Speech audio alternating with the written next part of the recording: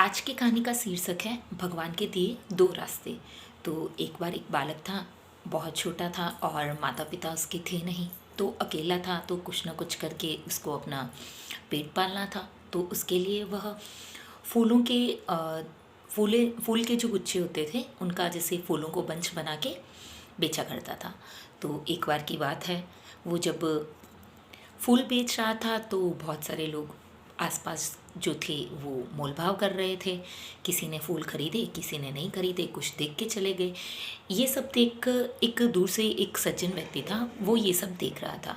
तो उसने देखा कि बालक के पैरों में जूते भी नहीं है और इतनी तेज़ गर्मी में उसके पैर गर्मी से पूरे सिक गए। तो उसके पैरों में इतनी जलन को देख के उसके मन में आया कि क्यों ना इस बालक को जूते दिला दिए जाएं। तो वह इतना भावुक हो गया कि उसने पास में ही एक दुकान से जूते खरीद लिए और उस बालक को देने के लिए गया। बालक ने जब देखा कि वह उस व्यक्ति को जानता भी नहीं, तो उसने पूछा कि आप भगवान हैं क्या? तो उसने कहा कि नहीं नहीं, मैं तो भगवान नहीं हूँ। उसने ऐसा क्यों प्रश्न किया? तो बालक ने जब ये पूछा तो सज्जन के मन में आया कि मैं तो भगवान नहीं हूँ। मैंने जब तुम्हारे पैर जलते हुए देखे तो मैंने सोचा क्यों ना तुम्हारी मदद की कर दी जाए। तो उसने कहा नहीं नहीं नहीं, आप तो भगवान ही हो। तो बोले नहीं, मैं भगवान नहीं हूँ। फिर उसने बोला कि अच्छा अच्छा, अब मैं समझ गया, आप भगवान नहीं हैं तो भगवान के ज़रूरी कोई दोस्त होंगे।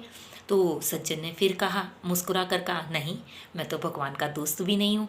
वो बालक बोला कि मैंने कल ही भगवान से मांगा था कि भगवान जी मेरे पैरों में बहुत जलन होती है, तो आप मेरी मदद कर दीजिए और मेरे लिए एक जूते भेज दीजिए। और देखो भगवान ने मेरी तमन्ना पूरी कर दी। ये बात सुनकर वह सज्जन पुरुष बहुत ही गदगद हो गया और भावुक होने के साथ वह वहाँ से चला गया। तो इस तरीके से उस सज्जन ने बालक की मदद की। तो अगर आप भी भगवान के दोस्त बनना चाहते हैं तो जितना हो सके लोगों की मदद कीजिए।